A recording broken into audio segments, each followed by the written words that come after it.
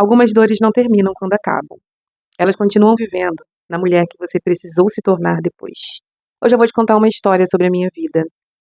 É uma história que parece triste, mas ela se torna muito feliz no final. Em 2007, eu descobri uma traição. Descobri que eu havia sido traída através de uma foto 3x4 da minha filha.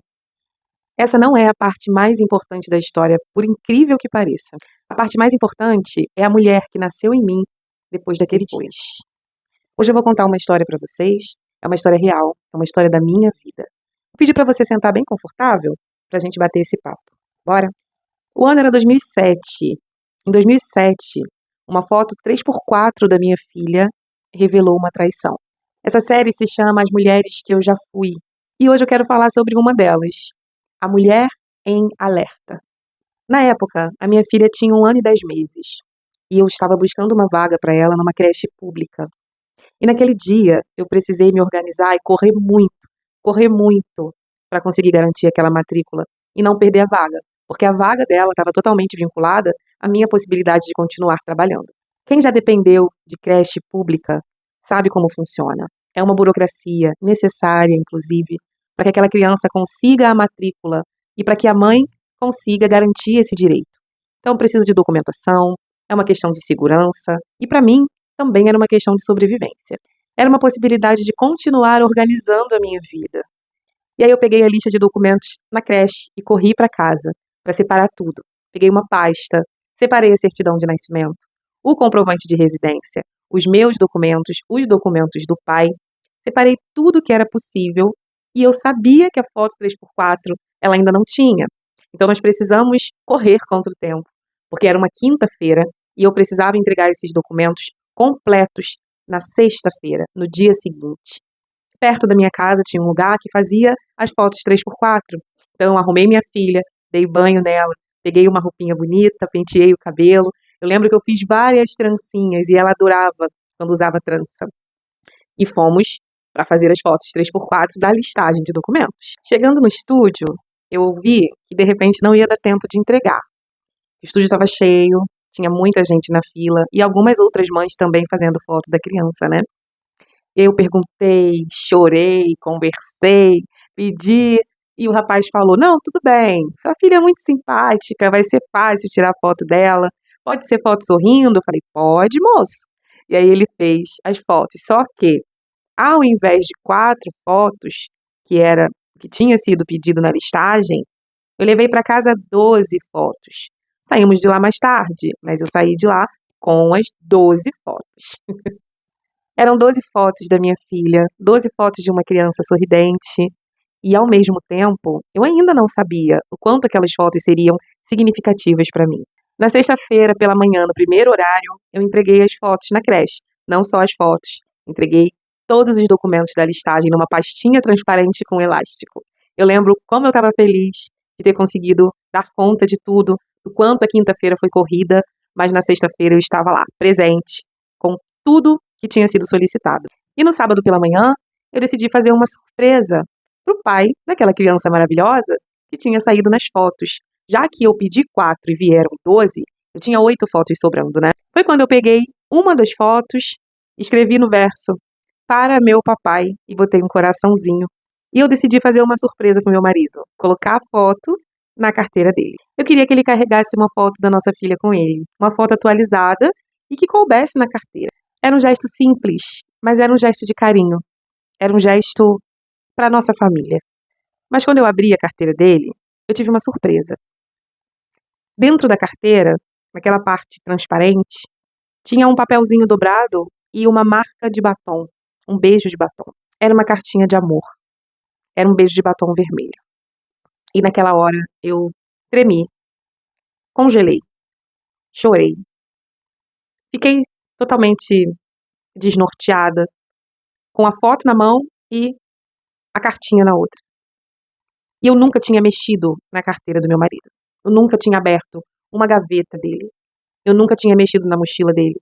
Eu nunca tinha fuxicado o bolso, nada. Na verdade, eu nunca fui insegura dentro do nosso relacionamento. Eu sempre confiei nele. E sempre achei que não tinha necessidade de mexer nas coisas dele. Enfim, por um erro do estúdio, por uma urgência da creche, por uma burocracia,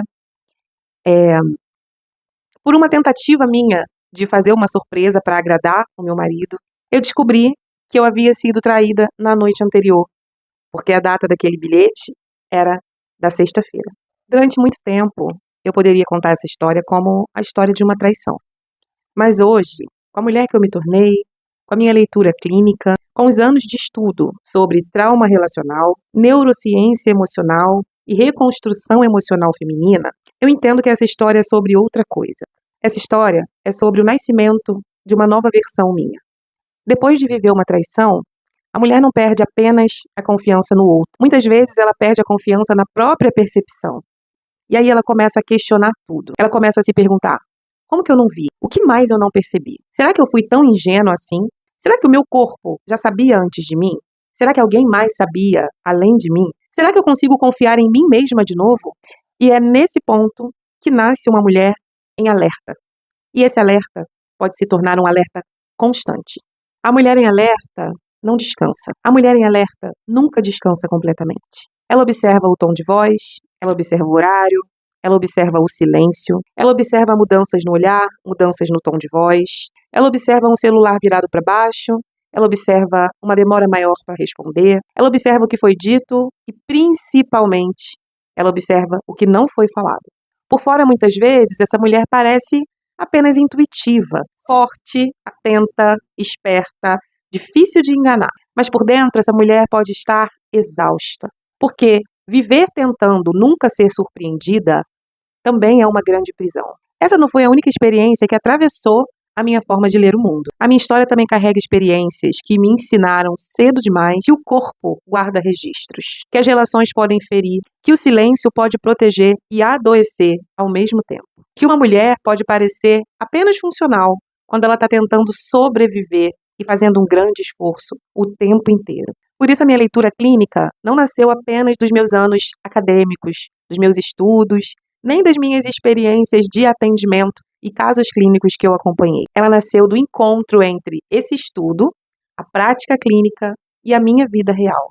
Foi dessa percepção que nasceu o método SOS. É um sistema oculto, organizado e orquestrado de sobrevivência feminina. Porque algumas mulheres não estão apenas repetindo padrões. Elas estão obedecendo a sistemas internos que foram necessários e até urgentes em algum momento da vida dela. E esses sistemas internos foram criados para protegê-las de um grande perigo, de um grande risco e para ajudar elas no processo de sobrevivência.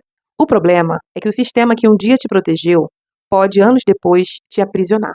Talvez você também tenha uma história do passado que parece que ficou no passado, mas ainda hoje te aprisiona. Talvez você também tenha uma história que parece ter acabado no passado, mas continua vivendo nas suas escolhas de hoje. Talvez você tenha se tornado controladora depois de uma mentira. De repente você se tornou mais fria depois de uma invasão. Você pode ter se tornado mais independente depois de um abandono. Muito mais produtiva depois de uma dor que você não poderia sentir. Mais desconfiada depois de ter sido enganada. E talvez, apenas talvez, você esteja chamando isso de personalidade. Mas e se algumas partes da sua personalidade forem, na verdade, estratégias antigas de sobrevivência? E se a mulher que você chama de forte foi apenas a mulher que precisou permanecer de pé quando ninguém podia segurá-la? Eu não te contei essa história para falar de traição. Eu te contei porque, de alguma forma, ela me ajudou. Eu conto porque ela me ajuda a te mostrar uma coisa que hoje é central no meu trabalho. Não é só sobre o que aconteceu com você. É sobre quem você precisou se tornar depois disso. É sobre quem você precisou se tornar para continuar. Essa é a série As Mulheres que Eu Já Fui. E talvez, em algumas dessas mulheres, você encontre uma parte sua. Depois de tudo que você viveu, me responde uma pergunta. Você aprendeu a confiar mais em você ou você aprendeu a nunca mais descansar? Essa série não é sobre exposição, é sobre leitura emocional. Eu vou contar algumas mulheres que eu já fui para que você consiga reconhecer algumas mulheres que ainda vivem em você. Olá, eu sou a Graziele Gomes, sou psicóloga, terapeuta, mentora de mulheres e idealizadora do método SOS, e eu vou trazer para vocês algumas mulheres que eu já fui, contando histórias da minha vida e te mostrando que, de repente, a gente pode ser bem parecida. Vamos lá? testando som, microfone, iluminação. Isso vai pros bastidores depois. Eu sei que vocês gostam dos bastidores. Vamos lá? Vamos começar. Será que eu seguro assim? Acho que sim, né? Com o coraçãozinho em pé. Vamos testar pra ver se o som assim fica bom?